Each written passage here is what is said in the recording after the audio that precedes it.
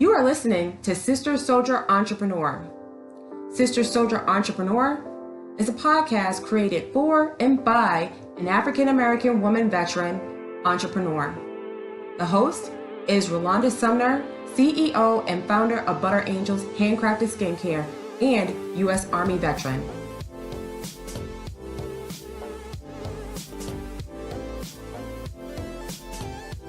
And today we us to have Angie Hale-Smith. She is a VA representative. She's going to share with us important information about what we should know and how we should proceed along our path of getting our ratings. So, and I forgot to tell you, she is an ambassador to the Women's Social Justice Network. She's an expert at what she's doing. So without further ado, welcome, Angie.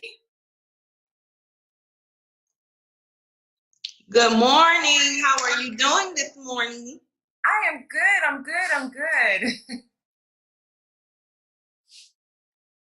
So, thank you for having me. So why don't you first start off by telling us how the journey towards being a VA rep?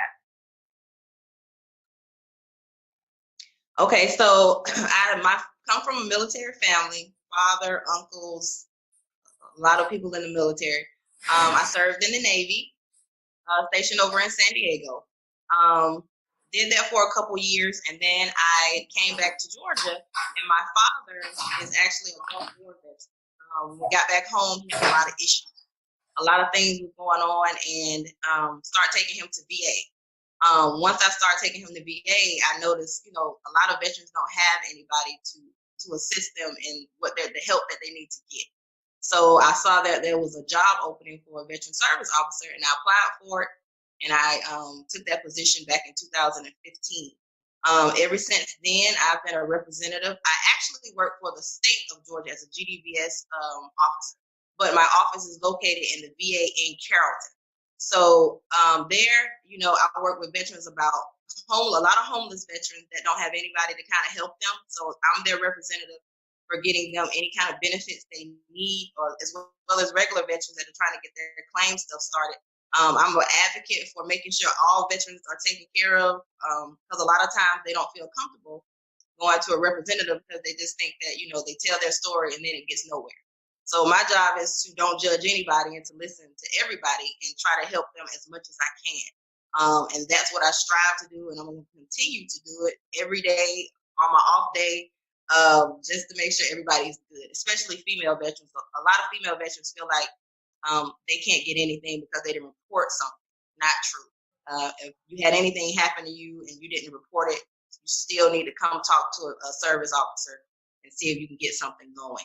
But don't ever think that your anything that happened to you wasn't warranted, because it's always a way. So I want to thank you, first of all, because you helped me put in my claim to address some issues I was having. And you guys, she was so sweet and so to the point. She knew the forms. She was just like, look, do A, B, and C. And she made it very easy, because honestly, I had waited like years to add it, and I was really afraid of the process. I was like, how much paperwork am I going to have to do? Where am I going to get this paperwork? Are they going to even hear me? And so she's a testament of just being an ultimate professional, because she's like, oh, that's easy. Do this, that, and the other, and I can do it for you. And then I end up just getting courage and doing it for myself. But she made it so very easy for me to put it in, and she's right. Go ahead and put your paperwork in. Can you tell us, for just general, can you tell us how we can do that? Mm-hmm. So there are a couple. So some don't feel comfortable coming into the office, but there's what we have at e-benefits, where you can actually go online, create your account, and you can do all your claim stuff online. A lot of people don't like using e-benefits because it's confusing, and they don't want to make sure they do it wrong. So if you feel like you're not safe that way, you can always go see a veteran service officer. We're located everywhere. In Georgia, they have American Legion representative, VFW. But if you don't feel comfortable, you come into the office.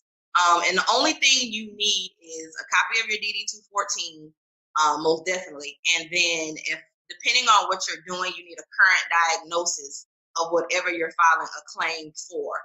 The only things that don't really need some things that don't need a diagnosis is hearing loss. And that's one that I always tell people, if you feel like you can't get anything, at least attempt to get hearing. The ringing in the ears, tinnitus. If you're just trying to get service connected, that's one of the ones I always start out with first, because depending on what your job was, you can get it, because that's how they base it off of. It's not a test for it, but they look at what your MOS was in the military, and those MOSs are ranked by low, mild, or moderate hearing loss probability. So if you're just trying to get started, I would always say hearing is the first place to go without having to have a diagnosis. And they'll just send you to get a hearing test, and they'll ask you some questions about, is the ringing all the time, or is it constant? And if it is, that's a 10% rating. So if that's what I usually do to get you in the door. That way, with a 10% rating, you can get into the VA healthcare system without qualifying without your income. Because if you don't have a service connection, you have to qualify based off your income. But a 10% rating will get you in that door, and then you can start getting your diagnoses through VA instead of paying out of your pocket to go see a doctor. So what should people never bring? What should they never talk about? Is there any no-nos that will halt them or hold them up in the process? The thing that I see the most, a lot of veterans feel like they have to have their military service record. So they don't come because of, oh, I don't have it. Don't worry about that. If you got a representative representing you, when you put that claim in, your records will populate into the system. So then, that's why I said I usually start with a hearing diagnosis, because that pulls your record. Once I get your record, then you can come back and we can go through your record together, and we can see what's in there, and then we start piecing together the next steps of what you can claim in your disability stuff. So for someone who's never had a rating, they're coming in and you're like, hey, I'm going to start you off with hearing. Let's try that. Mm-hmm. Really, how long does it take? Because I know when I went through the med board process, like when I got my 214, I got my rating. But some people didn't go through the process, through the med board process. So, and then you hear horror stories about other people coming back 10 years later, and it's taking them 5 years even to get a CMP. How long does it generally take from somebody who never went through the med board process, they never got their rating, they're trying to get it today? Okay, so if they just came in and we put in a hearing rating, those hearing ratings can be done in less than a month. I know I did one a couple weeks ago. It's already finished. So she got her 10% within a month. So then it was easy breezy. Hearing, if you're only doing that one thing, it won't take that long. You may get a call for your CMP exam the next week after we put the claim in. So that's why I say start out with something small to get you moving and get all your stuff in the system, and then we can proceed, because a hearing rating can take less than 30 days. Okay, and then other ratings, any other combination, it will just add on depending on what they have to do, like exams and paperwork and such. So it's always good to package everything. So say you do your hearing claim, that comes back. Once I have your military records, then we can package everything up. So the only thing I would need you to get, so say you had a bad knees in the military. Only thing I would need you to get is a diagnosis of your knee. So then you get your diagnosis. Then we package up your service treatment records from the military. So we package everything up and present it to where they don't have to go looking for it. So when I pull your service records and I put it in that packet, that knocks off a couple weeks from VA having to go through your medical record to look for that stuff, because we've already packaged it together. So that knocks off time. And the big thing that takes so long with VA is when they have to pull your medical records, and then you leave it up to them to go digging through the stuff to find it. That's what takes so long and can have your claim. If you package it correctly, your claim could usually take 6 to 7 months, but you package it up good, it could take maybe 2 months. Okay. So once they get your exams in, then you're rolling. But it's making sure your stuff is in order. It knocks off. So that's why it's called a fully developed claim. Fully developed claims go by a lot faster. So does it help? So that's the way to do it. Does it help if those who apply get buddy letters and nexus letters from civilian doctors and family members? Yes. So buddy letters. Buddy letters are so important, especially for female veterans when you're doing MST claims. Because a lot of times, female veterans, we report it, but it goes nowhere. So there's not going to be any record of you reporting this to an NCO or petty op. There's not going to be anything there. Those buddy letters are like gold. If you have someone that served with you that can say, oh, yes, I remember she told me that this happened, this happened, this happened. Or getting those will be because it's up to you to provide a burden of proof. So if you don't have that documentation in your record, getting those buddy letters are great because that's your evidence to show that this did happen to me, and I have someone that was there and they know, and they wrote this letter for me. So those buddy letters are great for MST claims. The only time I would say buddy letters aren't good is for sleep apnea when you have a spouse that says that her husband snores. Oh my goodness. We get those all the time, and I'm like, that's not going to be good enough because first, your spouse may not be a doctor. She doesn't know she may think you're stuck, but to VA is not, you're not a doctor, so you can't say he stopped breathing in his sleep. So a lot of times I say, I wouldn't do that because it's not going to go anywhere. But when it comes to PTSD and you have a spouse, those letters are great because they can say, he's paranoid or can vouch for the symptoms that you have for PTSD. So buddy letters are great describing those kind of incidents. In a buddy letter, what things should applicants always, or their friends and family always include? So for example, mental health. You always want to include how they were before and how they were after. So you kind of, oh yeah, I remember she was so sweet before she went into the military. Then after she got back, stuff started changing, and they need to be very specific in what changed. So if they're very detailed in their buddy letter, it helps a lot because you want to show that something happened somewhere while she was in the military to cause her to act this way. So they should always put before and after in their buddy letter. It helps a lot. Okay. And is there any other information that will help their letter? Because my fear is someone would turn in a buddy letter and then the board will look at it and be like, nah, this isn't worth anything. What else should they include, or what should they exclude? What are some of the things it's like, listen, if you put that in there, I'm almost certain they're going to shred it. First thing, make sure they sign it. That's another issue. A lot of people type up buddy letters and then they just put their name on the bottom. VA's like, oh, you could have wrote that yourself and sent that in. We don't know that this person actually wrote it. So a signature at the end of the buddy letter, please sign it. Put your number. Not that VA is necessarily going to go track you down. They don't usually call anybody that wrote the buddy letter, but it just gives the letter more credibility. And it's more personal that someone took the time to write this out, sign it, and put their information on it versus you just putting your name and address on the end of it. But always be specific. So, example, MST. If you are doing a buddy statement for MST, you need to make sure you're just as detailed as the veteran that had the MST happen to them. So details, names, dates if you can, but usually people don't remember the dates. But just very detailed and descriptive in how it made that person feel from your standpoint, how it made it feel, because that is more believable when you actually put all that information into the letter. Don't just put generic stuff. I've seen some horrible buddy letters. Just scribbled on there. There's no date. Yeah, she told me that this happened, and I knew it hurt her feelings. That was it. I'm like, oh God.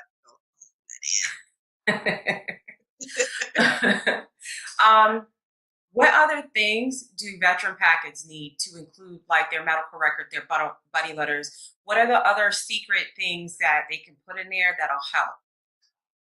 I always add literature. So if I'm saying that, let's see what I can use. My knees are bad.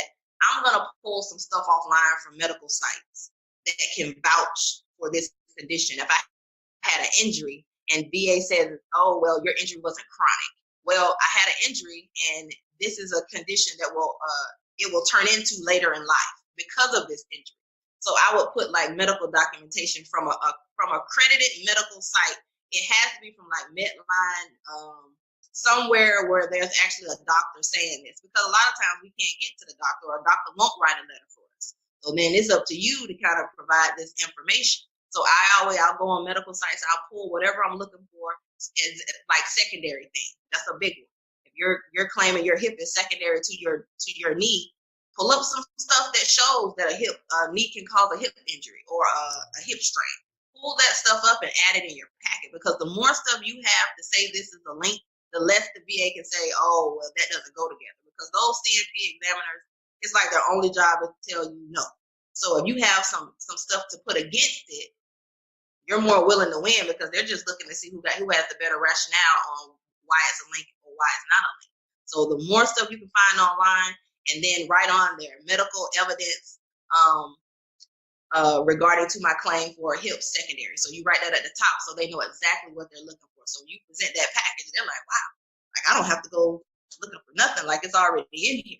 And it goes a long way.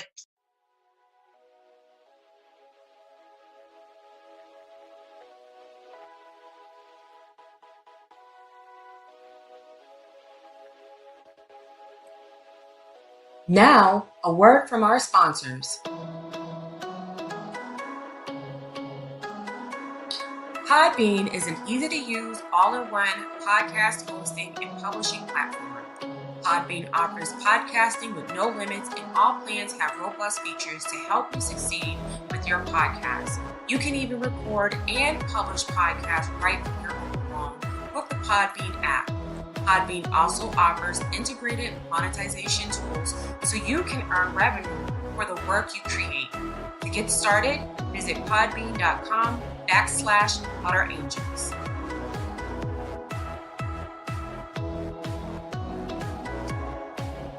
Butter Angels handcrafted skincare creates natural vegan skincare products made with exotic ingredients from around the world.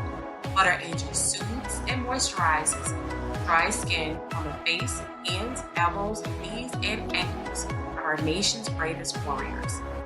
Butter Angels handcrafted skincare is lightweight, fast-absorbing, and long-lasting, making it easy for women veterans to moisturize and beautify on the go.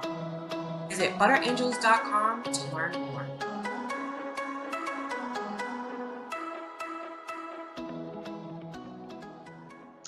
So if you did yours I did mine on eBenefit. I have my CMP next week.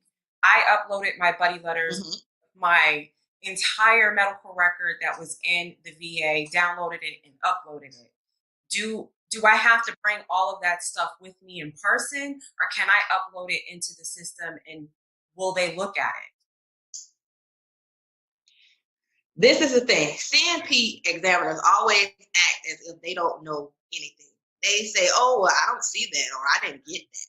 So I always say, you don't need to take a lot of stuff, but if you're saying that you have chronic pain or something like that, take that information that says you have this condition, because sometimes they say, well, I don't see a diagnosis for that. So take your diagnosis, take your treatment stuff, and show, oh, well, I've been getting treated for this for years. That way they can't say they don't have it, and then you have it. So sometimes they will, but just in case they don't, just take it with you. Just the stuff showing you have the diagnosis and how you're treated for it. And then that way you can say, oh, well, I have it here. This is how long I've been getting treated for that. Sometimes they'll look at it and say, oh, okay, I didn't have that. So thank you. Because CNP examiners may say they don't make those decisions on your claim. That they have heavy. Yeah, right. They're checking a box. Exactly, because there's a box on that DBQ that says, it is my opinion that this is a 50% probability that this happened in the military, and then there's a 50% less than probability that they check those boxes. So if they check the one that says it's likely, that means your claim is pretty much granted. If they say it's not, when they send it back to VA is like, oh, well, the CNP examiner said this didn't have nothing to do with the military. So they do. So I always tell people, don't worry about what VA is saying. It don't matter what the VA said. It matters what those CNP examiners are marking on that DBQ that they're doing with you.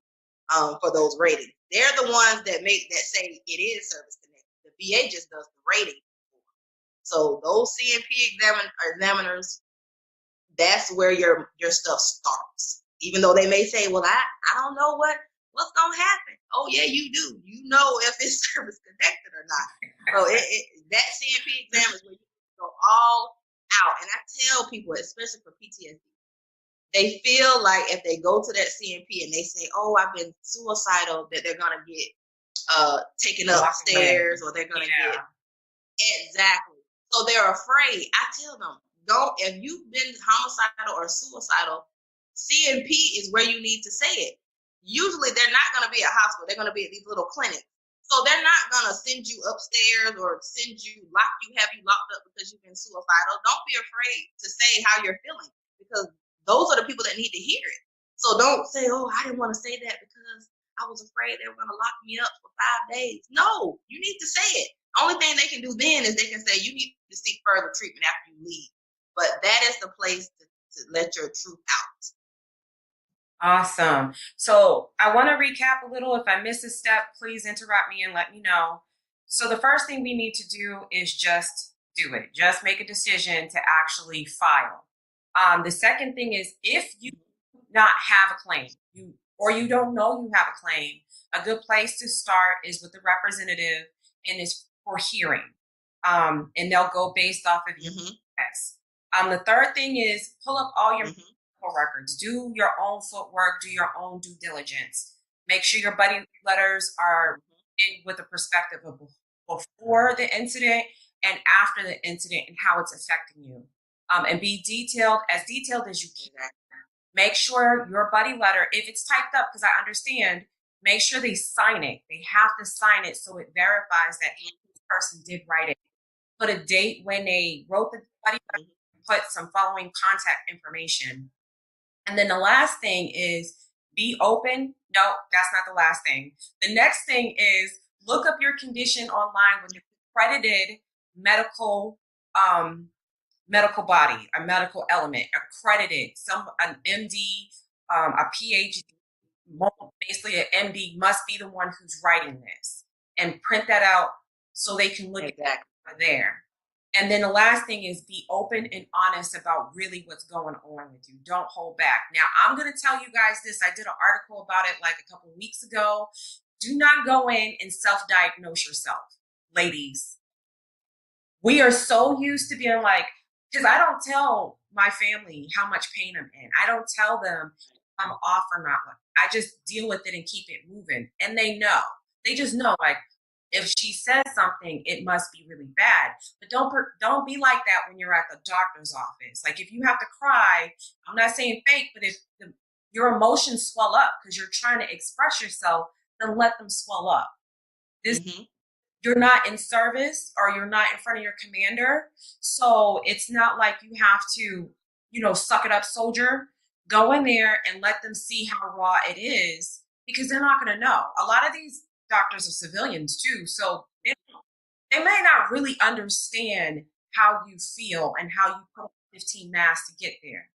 So don't diagnose them. Show them the evidence and you let them diagnose it, but they can't properly diagnose it unless you tell them.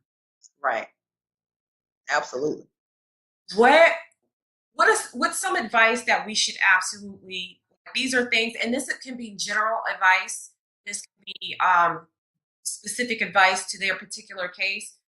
What is some advice that you can give us that we should work on right now? Always, and this is so funny. I know everybody loves talking to other veterans. Please don't believe everything you hear from another veteran. Veterans give some of the most false information, and because their situation was like this, everybody's situation is different, and sometimes people exaggerate and say, "Oh, I just did that. You get that? Go put it in." No. Just go see a representative, but don't let another veteran talk you into some stuff because they will have you messed. Don't listen to them, but take it with a grain of salt because sometimes I'll be like, "What? That's not true." And then a lot of people will get deterred because of what they've heard from somebody else. So I'm going to interrupt you here too, because before I went through the medical board, I heard crazy stories. Seriously, it was like, "Oh, they lost my paperwork. They did this to me. They did that to me. I've been in this board process for years and da da da." I'm telling you, I had the smoothest process ever. I had the smoothest process. Why? Because I took every opportunity they gave me. They were like, look, these are these 6 classes. You could take one or all. I was like, I'll take all. When they said be somewhere, I was there. I was early waiting. I had a good attitude. I communicated with my direct leader, and my direct line leader was like, look, you're on the medical board process. I just want to know you're live every day and that you are where you're supposed to be. Do everything you're supposed to do. If they say turn right, turn right. I think what the problem is with a lot of people when they go through the board and they have these horrible experiences is they want to take things in their own hands. And I suggest you not do that. If they mess up, then documentation that they messed up and they told you to do the wrong thing. But if you mess up, they're not trying to be on your side. So you can have a smooth process if you take advantage of everything they offer you and do what they tell you to do. Nothing extra. Don't be trying to make decisions on your own. Do exactly what they tell you to do. You can get everything you want. Be smooth. But you can't be going rogue. I ain't going. Go pieces of advice. Right. Another big thing too. Another big thing. Please don't do an appeal. By all means, stop doing appeals. Some representatives will not give you other options. That's not a good representative. If you've been denied 3 times, then your only option pretty much is to do an appeal. But you can do a reconsideration as many times as you need, as long.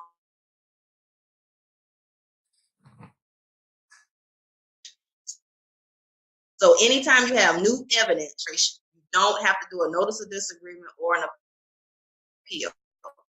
Already backlogged all the way back 2013, 14. So if you're putting NOD in, you're just adding to that long list of waiting for years and years and years. So if you've been denied, do not do an appeal. Look at your other options. Look at reconsideration.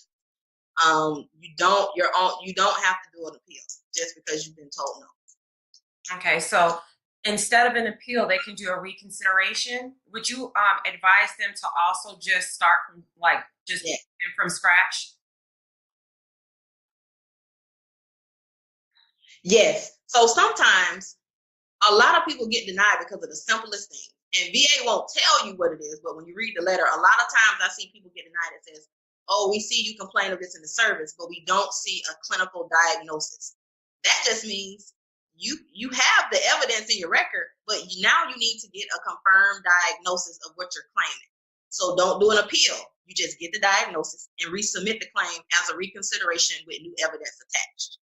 That way they'll reopen the claim. They may not go back to the original date you filed. They may go back to the date that you got that diagnosis. That's where a lot of veterans say, they didn't go back to the effective date. Well, they're going to go back to the date you had a confirmed diagnosis, not the date you had it. So if you would have had your diagnosis back then, they could go back to that date. But if you didn't have it, then they'll just go back to that date you got that confirmed diagnosis. So that's the main one I usually see they're denied for. And sometimes it'll say, we see you had these issues in the military, but we didn't see chronic chronicity after service. So then you just got to fill that timeline up. Well, saying I did go to the doctor here, and here.